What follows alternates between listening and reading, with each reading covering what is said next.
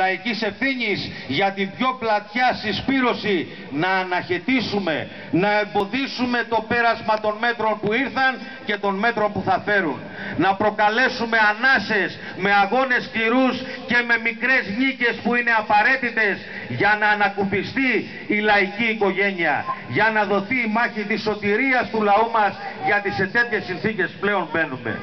Σε αυτό το λαϊκό καθήκον πρέπει να ανταποκριθεί και πρέπει να απευθυνθούμε ιδιαίτερα στον κόσμο που ψήφισε Πασόκ και Νέα Δημοκρατία, στον κόσμο που κουβαλάει υπολείμματα αυταπατών αλλά και διστακτικότητα στο να μπει στη μάχη. Γιατί αυτός ο κόσμος ιδιαίτερα αρχίζει και αντιλαμβάνεται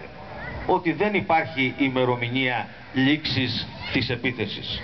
ότι δεν υπάρχει πάτος στο λαγούμι στον οποίο τον έχουν σπρώξει, ότι δεν είναι μια μπόρα που θα περάσει και θα γυρίσουμε στο παρελθόν.